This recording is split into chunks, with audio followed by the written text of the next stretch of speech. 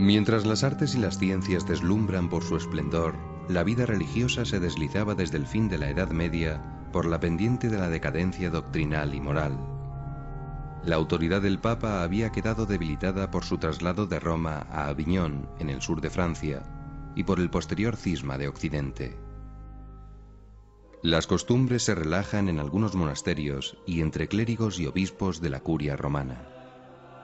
Esos son algunos de los factores negativos que propiciarán la Reforma protestante. A ellos se añaden los conflictos entre papas y emperadores, el auge de los nacionalismos eclesiásticos y un imperio alemán dividido en pequeños principados que verán en el protestantismo una vía para independizarse del emperador católico Carlos V. Ese ambiente de crisis explica, en parte, el éxito de la rebeldía de Martín Lutero. Este fraile agustino alemán comenzó, como muchos antes que él, tratando de reformar la Iglesia, pero terminó separándose de ella y arrastrando al cisma a gran parte de Europa.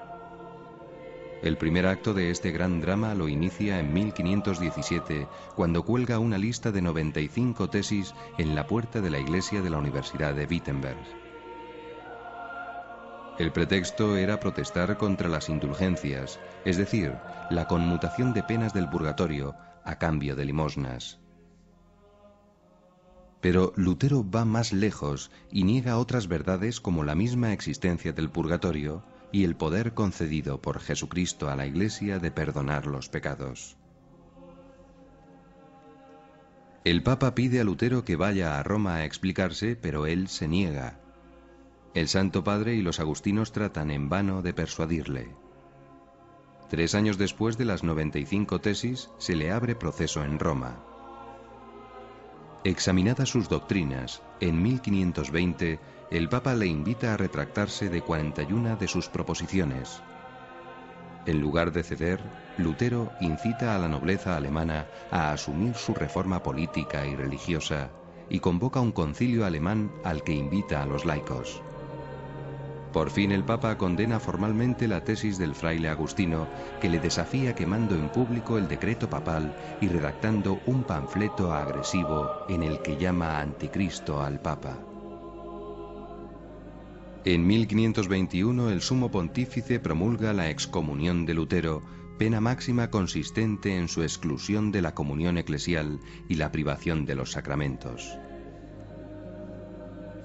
Así concluye el segundo acto del drama, que tendrá más tarde episodios sangrientos. En el fondo de la arrogante actitud de Lutero subyace su angustia frente a la muerte y la salvación de su alma. Sus tentaciones contra la castidad y la obediencia le hacen sentirse en pecado habitual.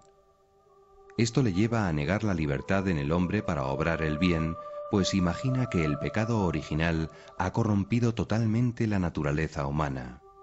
De ahí concluye que la salvación viene solo por la fe en Jesucristo, con independencia de que las obras sean buenas o malas. Una gran pérdida para los que seguirán la vía protestante es su negación del culto a la Virgen y de los santos. Alega Lutero que Cristo es el único mediador entre Dios y los hombres, pero ignora que María es la Madre de Dios y que Él ha querido asociarla a su redención y por tanto a su mediación. Otro de sus errores es reducir la revelación divina a la Sagrada Escritura. Niega el valor de la tradición y del magisterio de la Iglesia. Además, la Biblia debe interpretarse, según Lutero, como le parezca bien a cada uno. Es la doctrina del libre examen, que será el germen de la posterior división de los protestantes en un sinnúmero de iglesias y sectas. Martín Lutero priva a sus seguidores de la gracia, es decir, la ayuda divina que producen los sacramentos. De los 7 sacramentos instituidos por Jesucristo, Lutero solo reconoce 2. El bautismo, que según él solo disimula el pecado original, y la Eucaristía, que él reduce a un simple memorial de la Cena del Señor.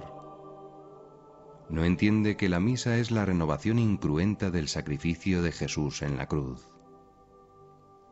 La herejía luterana se difunde rápidamente con el apoyo de muchos de los príncipes alemanes que se enriquecen incautando los bienes de la Iglesia católica y refuerzan su independencia frente a su legítimo emperador Carlos V.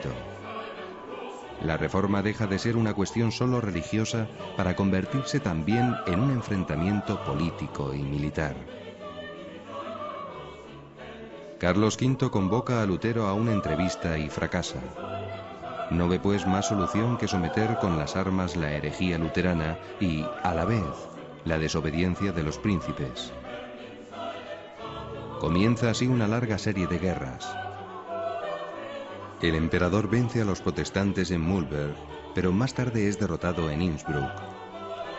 Finalmente llega a un inestable acuerdo de paz en la Segunda Dieta de Augsburgo, en 1555, por el cual cada región seguirá la religión de su príncipe.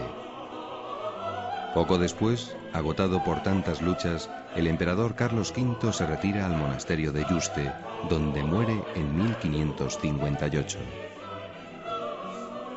Las guerras de religión seguirían asolando Europa hasta la paz de Westfalia en 1648.